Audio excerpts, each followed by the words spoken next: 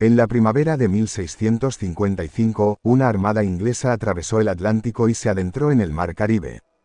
Su objetivo era la isla de la Española, actual Santo Domingo, centro neurálgico del Imperio Americano de la monarquía española, con la que Inglaterra acababa de entrar en guerra.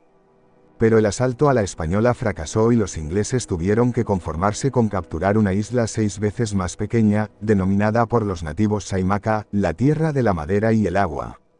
La mitad de los asaltantes ingleses murieron de disentería, pero Jamaica resultó un valioso botín, pues, además de tener madera, agua y enfermedades, se hallaba en el eje de la ruta del tesoro español.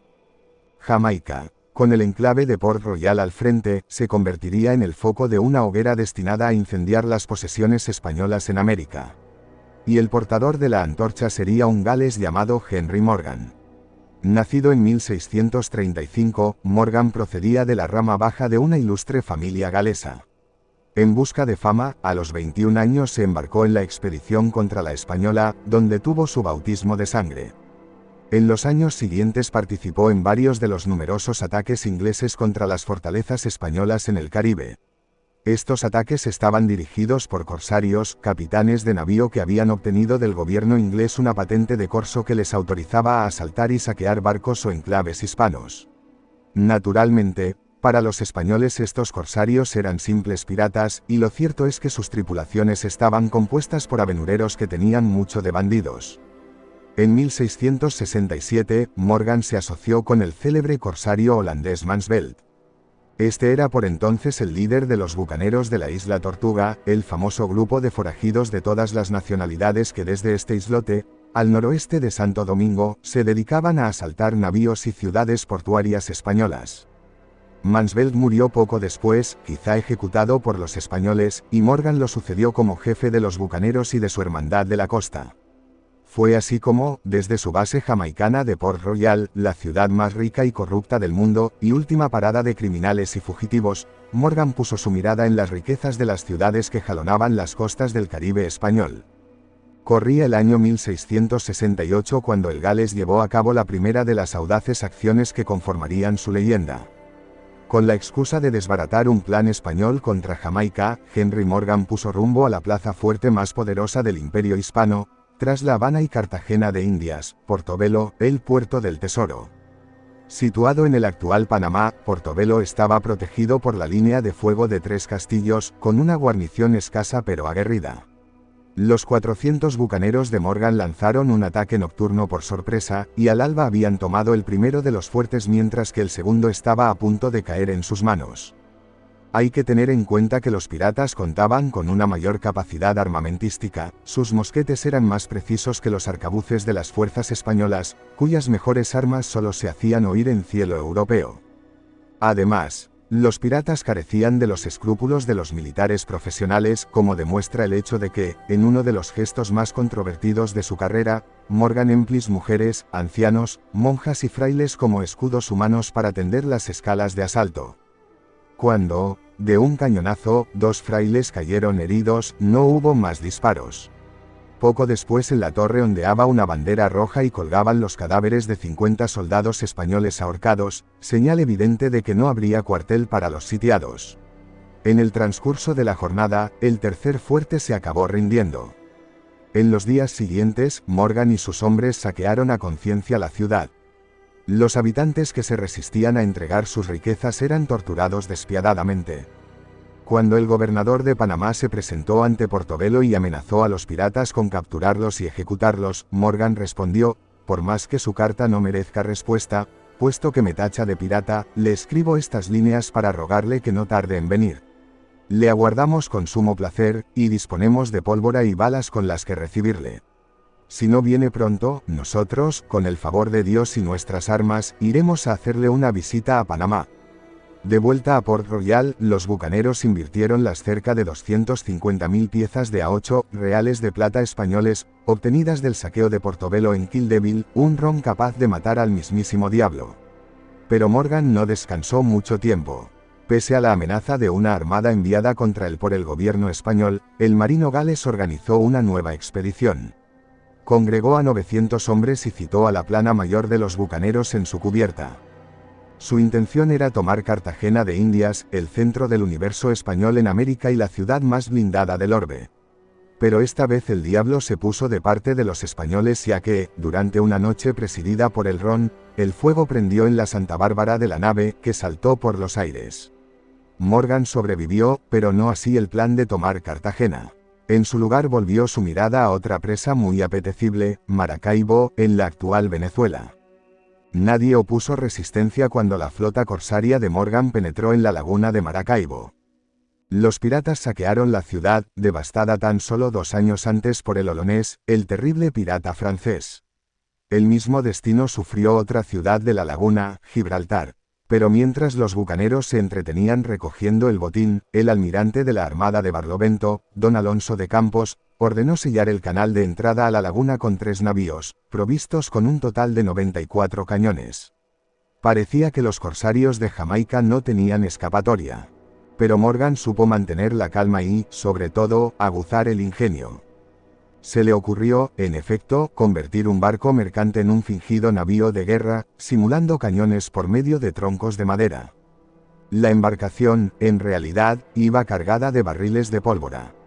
Los bucaneros la condujeron hasta la altura del primer navío español, la engancharon a este y prendieron las espoletas de la pólvora mientras escapaban en sus botes.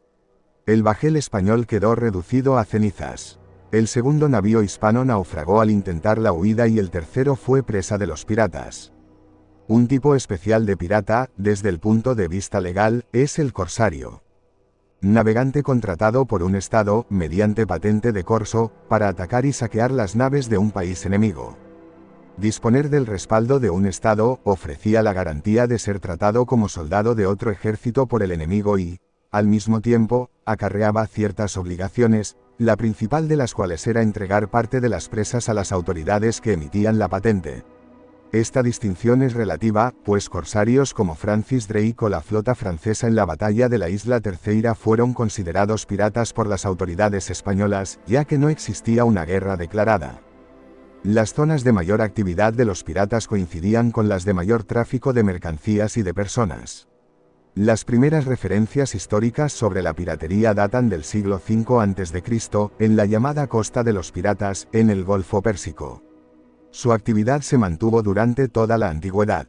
Otras zonas afectadas fueron el mar Mediterráneo y el mar de la China meridional. Los egipcios consideraban piratas a los pueblos del mar porque su principal expedición invasiva se dio por vía marítima y con la finalidad de efectuar saqueos. Sin embargo, muchos otros autores no comparten esta clasificación porque los pueblos del mar solo fueron marineros en el último momento de su historia.